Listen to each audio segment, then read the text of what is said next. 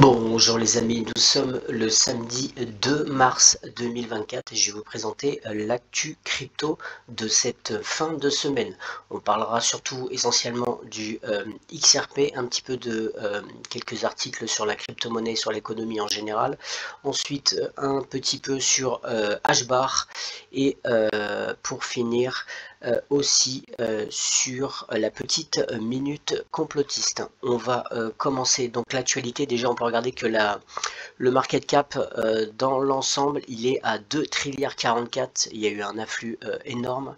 Le volume d'échange sur les 24 heures il est de 134 milliards et la dominance du BTC est à 49,9. En parlant de ça, comme vous voyez que je suis sur Dovu, Dovu se comporte très bien et il n'arrête pas, même s'il y a des petits retracements, il n'arrête pas de monter. Voilà, alors aussi il y a le listing qui a été fait le 1er mars. Dovu a été listé sur Bitmart. Voilà. On va continuer en regardant un petit peu le marché. Voilà, et là, eh bien on est bien. Le Bitcoin est à 62 000. Il a pris 46% en un mois. Le XRP depuis hier, il commence à bien gigoter. On est à 0,64. Il a pris 18% en une semaine. Voilà, de toute façon tout est dans le tout est dans le vert. Il y a beaucoup les tokens sur les AI qui ont explosé aussi. Edera est à 11,5. Il s'est un petit peu calmé, mais en tout cas dans le mois il a pris 65%, 65,8%. Bien sûr ça peut pas monter en flèche, il y aura des petits retracements, c'est normal. Et on va regarder Stellar qui lui est à qui se comporte comme le XRP il suit tout le temps. Il est à 0,13 à 0,13, il est bien monté. On va regarder Tailcoin qui je pense fait un petit retracement. Il est actuellement, il a perdu, alors dans le mois il a pris 72% et là il y a un petit retracement, il a perdu 2% aujourd'hui. Voilà. Après, je ne sais pas, chacun a sa stratégie. Moi, pour ma part, j'ai commencé à prendre un petit peu quelques profits sur quelques tokens qui ont, comme Telcon, qui a pris 72% dans le mois. Étant donné que je l'avais acheté quand il y a eu, j'en ai acheté pas mal quand il y a eu le hack, eh bien j'ai pris quelques gains. Voilà, entre autres, j'ai pris quelques gains aussi sur Gala, qui a pris 121% ce mois-ci. Voilà.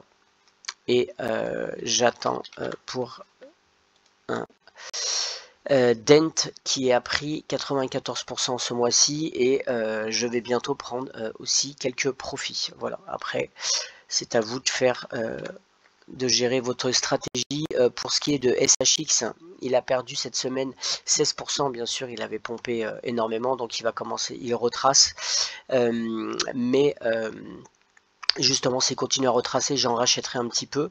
J'en avais acheté parce que j'avais des suspicions qu'il allait en fait être listé sur Uphold. Pour l'instant il n'est pas listé sur des grands échanges, donc on va patienter, mais je sais que ça arrivera très bientôt. Voilà, donc on va commencer l'actualité par un petit peu de général. Donc au Québec, les compagnies minières veulent extraire des métaux stratégiques et la population organise la résistance. Alors, ce qu'il faut savoir, c'est que le Canada a énormément de richesses, c'est un peu comme la Russie, ils ont énormément de ressources, il y a énormément de compagnies minières où vous pouvez investir justement au Canada et eh bien ils veulent accélérer un petit peu tout simplement les extractions et il y a de plus en plus de gens qui veulent se positionner pour extraire. La population essaye de combattre ça. Alors pourquoi je vous parle de ça? C'est parce que dans les années à venir, selon moi, ça va être très important. Les ressources, il va y avoir une petite guerre pour les ressources. Vous savez aussi que les batteries électriques, toutes ces choses-là, eh bien, mine de rien, ils disent que c'est complètement vert, mais non, il faut, pour ça, il faut du lithium, il faut beaucoup de métaux, de minéraux, et malheureusement, donc il faut les extraire. Voilà.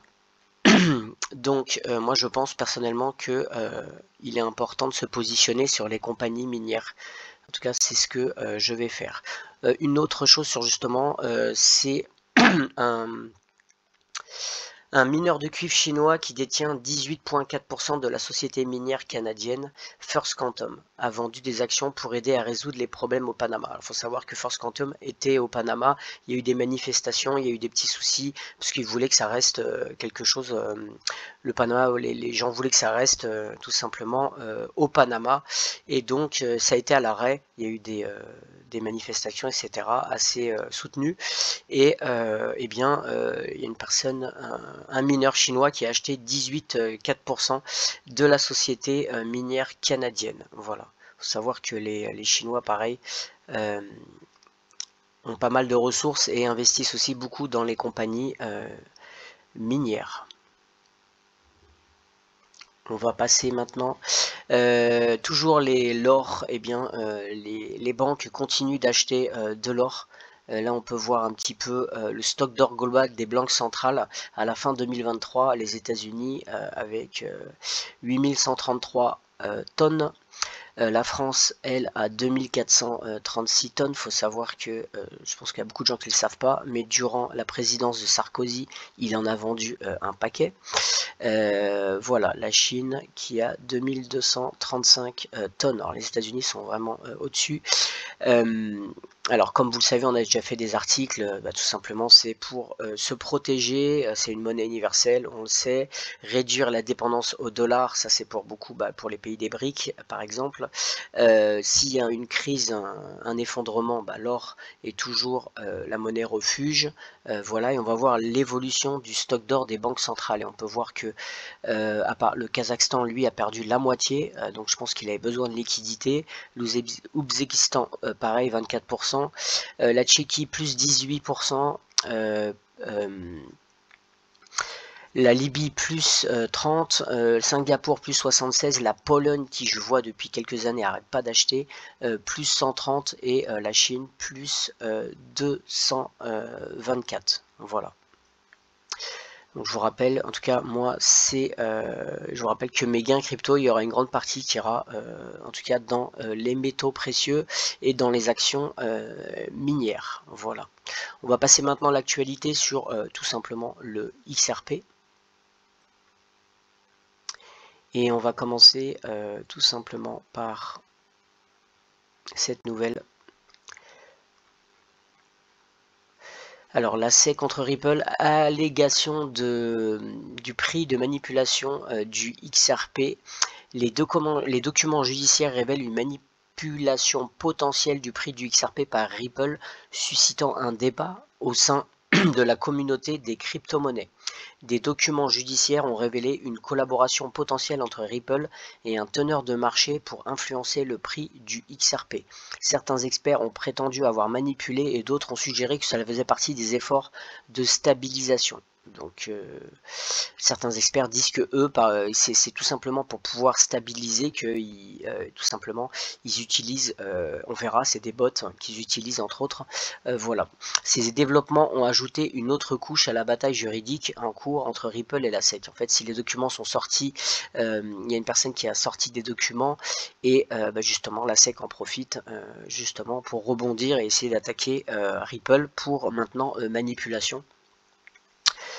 Voilà, Ripple a utilisé des bots pour manipuler XRP, point d'interrogation. Les informations proviennent de révélations partagées par le chercheur en crypto Dark Horse, qui documente détaillant les interactions entre Ripple et le market maker GSR Market. Ces documents décriraient les stratégies utilisées par Ripple pour influencer la valeur marchande de XRP en 2015 et 2016. Plus précisément, les documents mentionnent XRP 2T 6T Bots et suggère que GSR a été chargé d'acheter et de vendre XRP pour influencer son prix. Notamment, les documents auraient lié ses actions à des robots, à des bots exploités par des personnalités de haut niveau au sein de Ripple, y compris le PDG Bran Glaringhouse et le cofondateur Chris Larsen. Alors déjà, ça date quand même il y a 9 ans, mais en tout cas, Si ça s'avérait exact, ça va être la SEC va pouvoir en profiter et demander tout simplement une amende encore plus élevée. Pour renforcer encore ces affirmations, les captures d'écran partagées par Dark Horse représentent un graphique indiquant une corrélation apparemment directe entre les ventes nettes de GSR XRP et les mouvements de prix XRP USD. Ce graphique provenant des dossiers de GSR montrerait des pauses stratégiques dans la vente lors des baisses de prix suivies de la reprise des ventes lors de la réception des signaux spécifiques de Ripple. Donc là, on peut aller voir sur Twitter en fait avec cette personne tout simplement les graphiques. Voilà. Maintenant, bon, est-ce que c'est réel? On ne sait pas. Il peut très bien, il faut vraiment que les experts analysent ces documents pour voir si c'est réel ou pas, parce qu'il y a d'autres experts qui disent que ce n'est pas du tout réel, ce n'est pas fondé. Voilà. Donc c'est tout simplement encore peut-être tout simplement un faux mot. À voir. En tout cas, Ripple n'a pas encore répondu publiquement à ces allégations spécifiques. Cette situation soulève des inquiétudes quant à la transparence et à l'équité sur le marché XRP, ce qui pourrait avoir un impact sur la confiance des investisseurs. Cela ajoute une autre couche de complexité au procès en cours de la SEC, qui fait déjà face à des retards. La SEC a récemment demandé une prolongation pour soumettre des mémoires liées à la phase de recours de la poursuite, repoussant les délais pour les deux parties. Donc je vous rappelle ça que par contre il y a eu justement cette prolongation et après on a aussi Ripple qui pourra tout simplement faire un mémoire en réponse et ça se terminera logiquement début mai je crois qui pourront répondre jusqu'à début mai, donc après avoir logiquement ça devrait se terminer après logiquement un petit peu après ça devrait se statuer, sauf s'il y a encore d'autres éléments qui se mettent en place. Ce développement souligne en outre la nature complexe et évolutive de cette bataille juridique avec des implications importantes pour l'avenir de XRP. Alors là c'est important. Les actions décrites pourraient être interprétées comme des activités de marché visant à accroître la liquidité, une pratique courante dans la finance traditionnelle. L'interprétation des documents et des graphiques par Dark Horse est une perspective et d'autres comme Watroff Kahneman, qui est assez connu, offrent des explications alternatives. L'authenticité et la crédibilité de la recherche de l'interprétation des documents de Dark Horse nécessitent une vérification plus approfondie, c'est ce que je vous ai dit avant. Voilà. Voilà, donc bon, c'est de toute façon, c'est à voir. On va justement aller voir GSR, voilà, c'est eux qui tout simplement ont des solutions de portefeuille qui gèrent et on peut voir qu'ils ont justement des algorithmes de trading entre autres. Voilà. On va juste aller voir portefeuille, ce qu'ils proposent, juste pour voir.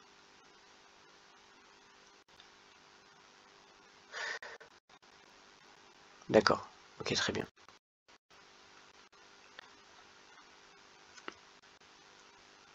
Alors, hop.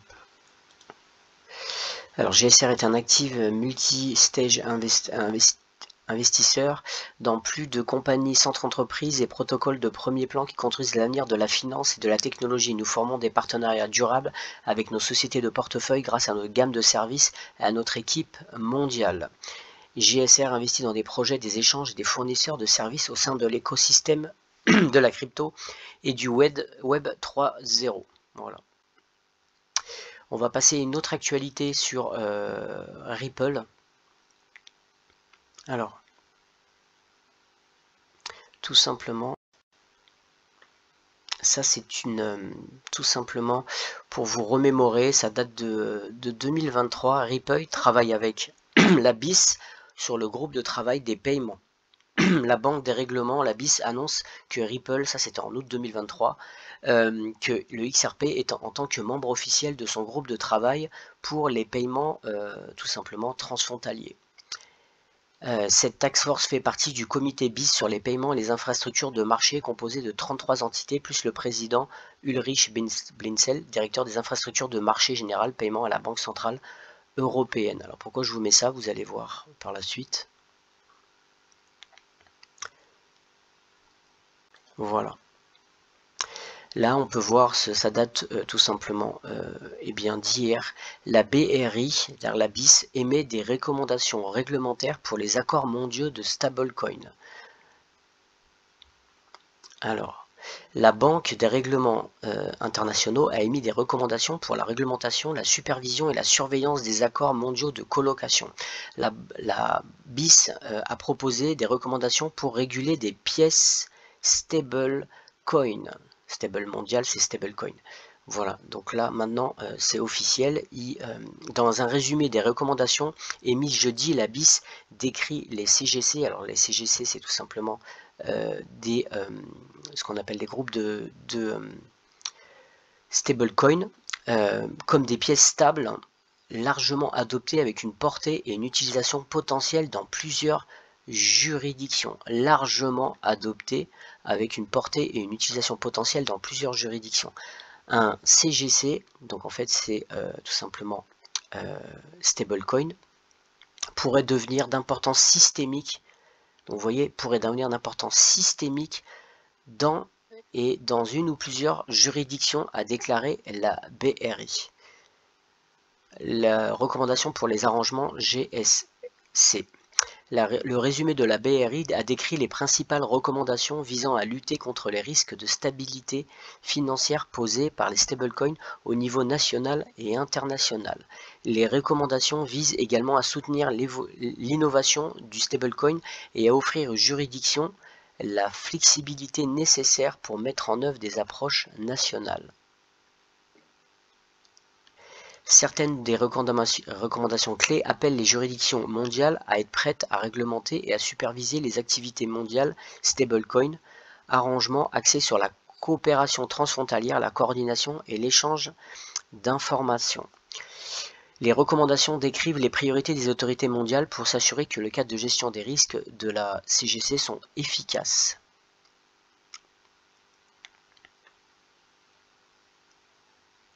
Alors, dans le cadre des gestions des risques devraient être mis en place pour traiter de manière exhaustive tous les risques importants liés à leurs fonctions et en activité, en particulier en ce qui concerne la résilience opérationnelle, les garanties de cybersécurité, la lutte contre le blanchiment d'argent, la lutte contre le financement des mesures terroristes, ainsi que les exigences adaptées et appropriées, le cas échéant et conformes aux lois et réglementations des juridictions.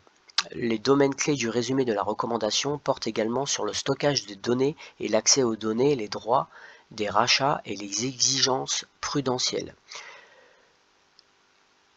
Dans son résumé, le BIS, bien que les stablecoins aient le potentiel d'améliorer, donc déjà ils le mettent, améliorer l'efficacité de la fourniture de services financiers, ils peuvent également générer des risques pour la stabilité financière. Et c'est là que c'est important. Lisez bien, les recommandations visent à promouvoir une réglementation, une supervision et une surveillance cohérente et efficace des GSC et des stablecoins avec le potentiel, et là, lisez bien, avec le potentiel de devenir des GSC dans des groupements de stablecoins dans toutes les juridictions. En outre, ces recommandations mettent l'accent sur une approche neutre sur le plan technologique. Ça peut être le XRP, qui donne la priorité aux activités et aux risques sous-jacents. Donc la question qu'on peut se poser, c'est tout simplement, on va relire juste, il y a une phrase qui est importante. Voilà, certaines de ces recommandations clés appellent les juridictions mondiales à être prêtes à réglementer et à superviser les activités mondiales stablecoin. Voilà. Pourquoi en fait il y aurait tout simplement toutes les juridictions qui devraient en fait avoir des stablecoins? Pourquoi il faut absolument que ça soit une utilisation potentielle dans leurs plusieurs juridictions? Et là, c'est là, pourrait devenir d'importance systémique dans une ou plusieurs juridictions. Donc comment ils peuvent savoir que en fait ça va être d'importance systémique et ça sera nécessaire en fait d'amener les stablecoins? Ben, moi je vais vous le répondre tout simplement. Pour moi c'est tout simplement le Black Swan, c'est-à-dire que il va y avoir quelque chose, un événement qui fait que ça va être obligé. Donc franchement ça peut être que tout simplement je pense une cyberattaque. entre autres, je pense, je vois que ça, où on va être obligé, il faut qu'il y ait un événement qui fasse que on est obligé d'utiliser en fait ces stablecoins. Je vois que ça, et le plus simple serait tout simplement tout simplement une cyberattaque complète. Et c'est là que je reviens sur un vieil article. Les transactions du grand livre XRP peuvent maintenant être initiées hors ligne. Qu'est-ce que le XPOP? Développeur de XRP Ledger Labs, un studio de logiciels qui traite des solutions de paiement numérique basées sur XRPL, a démontré le concept de leur instrument hors ligne pour les transactions basées sur des QR codes. Pas besoin d'internet pour les transferts XRPL. Pensez qu'ils ont fait ça pourquoi? Voilà, c'est en tout cas ma théorie, je pense. Voilà. On va continuer en regardant une petite actualité toujours sur Ripple, qui est une très bonne actualité. Le réseau XRPL sera intégré dans une infrastructure multichaîne sécurisée via un contrat multisignature avec 32 validateurs Axelar pour permettre une tokenisation transparente. Voilà, en fait, tout simplement, Ripple va travailler en partenariat avec Axelar pour l'intégration de la tokenisation, c'est-à-dire le RWA, sur le XRP Ledger. Voilà, ça va permettre une tokenisation, tout simplement. Le prix du XRP soutenu par Ripple en gagné, voilà, ça on s'en fiche. L'adoption généralisée des projets Web3 et des actifs numériques a contraint les projets blockchain à évoluer en fonction des besoins du marché. Ripple Labs, une société de paiement blockchain axée sur des paiements transfrontaliers, a continué à développer le réseau XRPL malgré les obstacles notables de la poursuite en cours intentée par la SEC. De plus, la concurrence dans les secteurs de la couche 1 a obligé les développeurs principaux à travailler sur le marché des crypto-horse. Voilà. Bien sûr, le XRP Ledger doit obligatoirement lui aussi évoluer. Quand vous voyez ce qui se passe sur Hedera, sur Stellar, beaucoup de blockchain où il va y avoir énormément de tokenisation, bien le XRP Ledger lui aussi doit suivre. Ripple Labs et Axelar Foundation ont annoncé un partenariat stratégique pour permettre une interopérabilité transparente avec le réseau XRP Ledger. Selon l'annonce, le réseau Axelar permettra le déploiement d'applications décentralisées des dApps interchaînes sur le réseau XRPL via le passage de message général d'Axelar. Donc en fait, tout simplement, Axelar vont en fait permettre, ça va être tout simplement, ils vont s'insérer et faire ce qu'on appelle une interopérabilité avec des hooks, tout simplement sur le réseau XRPL. Voilà. Le réseau Axelar permettra l'adoption de la tokenisation réelle World Asset sur le réseau XRPL. Alors ça c'est important de souligner, Axelar connecte déjà les chaînes Cosmos, EVM et Polkadot dans son réseau de blockchain interopérable à croissance rapide. XRPL ajoute une puissance de l'innovation DeFi et RWA dans l'écosystème Axelar en pleine croissance. La fondation Axelar est ravie de soutenir cette intégration et d'étendre le marché interconnecté du Web3 avec Ripple et XRPL. Il faut savoir que Axelar c'est une start-up. Voilà, on va justement tout simplement regarder une petite vidéo qui dure 1 minute.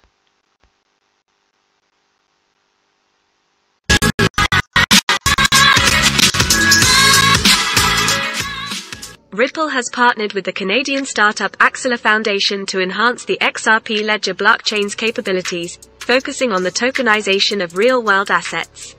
This collaboration aims to strengthen the XRPL's DeFi ecosystem by integrating Axelar's network, offering essential liquidity for stable coins and high-value assets, and leveraging XRPL's native features like its DEX, upcoming AMM, and payment system. Tokenization of RWAs is gaining momentum in the crypto industry, attracting interest from individuals and institutions. Donc là, c'est quand même assez important parce que cette tokenisation, c'est ça qui va faire que le prix du XRP va monter. C'est quand cette tokenisation va arriver que obligatoirement, là, le prix pourra monter. Il faut savoir que ça ne sera pas uniquement les paiements transfrontaliers. Vous allez avoir d'autres choses sur le XRP Ledger qui pourra faire monter le prix du XRP. Bien sûr, il faudra du temps avant que ça arrive, que ça se mette en place. On verra tout à l'heure, parce qu'il faut déjà que tout soit, les amendements, soit le XLS38 soit mis, soit voté, mais ça va arriver vite. On va continuer. Axela Foundation's partnership with Ripple aims to expand blockchain technology adoption through RWA tokenization and facilitate the deployment of cross-chain dApps directly on the XRPL. Axela's general message passing feature will enhance XRPL's capabilities, allowing cross-chain exchange of data and function calls across over 55 connected blockchains. David Schwartz, CTO of Ripple and company creator of the XRPL, highlights that Axela's initiative will extend XRPL's interoperability to a wider network, complementing its features and fostering utility and innovation. Ripple's XLS38 proposal was the first step towards improving Voilà, donc vous voyez, c'est justement c'est cette XLS38.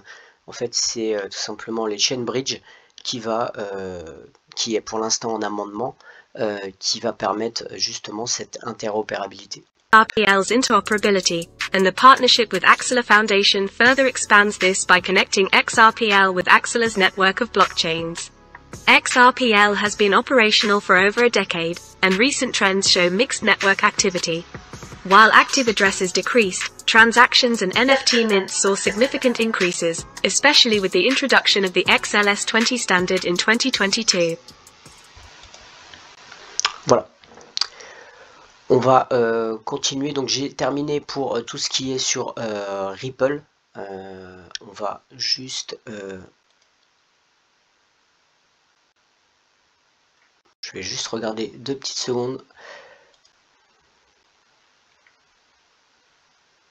Hop, le prix, pour voir s'il continue à pomper. 6,41, il est actuellement à 6,41. Alors... je pense personnellement qu'il peut aller taper la résistance du 60. Pour moi, la résistance, elle est à 74, je crois, à 0,74. S'il tape, je pense qu'il peut aller au 1$. Voilà. Là, on voit qu'il a pris 17% dans la semaine. On va continuer, on va parler maintenant de Hedera HBAR. Ça fait longtemps que je n'ai pas parlé d'Hedera. Comme vous savez, il a bien pompé. On a tout simplement un nouveau partenariat, c'est-à-dire que on a BitGo qui rejoint le conseil Hedera pour poursuivre le succès du réseau Hedera et soutenir l'innovation. BitGo cherche à collaborer sur le développement futur de produits dans les domaines de la tokenisation, du règlement et du paiement dans le monde réel. BitGo Trust Company, la principale société de fiducie et de sécurité d'actifs numériques. Il faut savoir que c'est un petit peu comme Metaco, si vous connaissez Metaco pour Ripple. BitGo, c'est à peu près la même chose, a rejoint le conseil Hedera, soutenir l'innovation et investir dans le succès futur du réseau Hedera. BitGo a été lancé en 2013 avec plus de 1500 clients dans le monde dans 50 pays. BitGo fournit des portefeuilles chauds hautement sécurisés et des portefeuilles froids multijuridictionnels réglementés au sein d'une seule plateforme et d'une API unifiée. Avant l'annonce d'aujourd'hui, BitGo a investi un temps d'ingénierie et de produits importants pour ajouter un portefeuille en tant que service et une prise en charge qualifiée pour le service de jetons Hedera. Et il existe déjà 6 nœuds miroirs sur Hedera. Le réseau open source est sans leader de preuve de participation. Donc BitGo devient le 32e membre du conseil Hedera, un ensemble d'organisations et d'entreprises diverses. Voilà. Et on va retourner, vous voyez, donc ils sont, logiquement ils doivent être mis, ils sont là, ici, BitGo, voilà, et vous voyez un petit peu vous voyez un petit peu le conseil d'administration de Hedera, c'est monstrueux, ça se rajoute, là maintenant vous avez BitGo, vous voyez EDF, Dell, c'est IBM, c'est incroyable, et je vous rappelle juste que vous pouvez, on va juste regarder en bas, je pense que c'est marqué en bas, voilà. Vous avez les entreprises qui utilisent déjà Hedera et vous voyez ces entreprises, on peut les faire défiler. Vous avez LG, etc., Denison, etc. Et en fait, vous pouvez faire du staking en les aidant et vous allez être rémunéré en tout simplement fournissant eh bien, des HBAR à ces sociétés et ils vont vous rémunérer en fait tout simplement. Rémunérer ensuite, voilà. Donc ça, en tout cas moi je le fais personnellement sur HPAC. Actuellement je suis justement en staking sur du LG, voilà. Je vous rappelle aussi que pour le Web3 écosystème, vous avez pas mal d'applications, EliSwap, des échanges décentralisés Hashpart. Moi personnellement je suis beaucoup sur Sorcerer Swap, puisqu'il y a tout en fait. Vous avez AMM, le DEX, vous pouvez swapper, vous pouvez faire du staking, il y a énormément des pools de liquidité, énormément de choses, et comme j'ai investi sur le token Sorcerer Swap qui prend de la valeur. Voilà. Et bien écoutez, j'ai terminé pour l'actualité. On va terminer par la petite minute. On va juste, excusez-moi encore, pour le XRP. J'ai oublié de vous dire, on est à 74%,29 au niveau de l'amendement pour le AMM. On y est presque. Encore, je pense, 2 votes et c'est bon. Ensuite, il faudra 15 jours logiquement pour pouvoir lancer l'AMM s'il n'y a pas de souci. Voilà, on va terminer donc par la petite minute complotiste, juste voilà. Vous rappelez, c'est par rapport aux dates, on va parler de XRP, de Ripple, le prix record pour Ripple, également connu sous le nom de ATH, All Time High, était de 3,84, ce pic a été atteint le 4 janvier 2018, voilà. Et on va donc aller sur le calendrier de 2018, et si on regarde, c'est un jeudi et c'était le 4 janvier, c'est un jeudi, voilà. Et vous allez voir que le jeudi est très important pour tout simplement l'entreprise Ripple. On va continuer.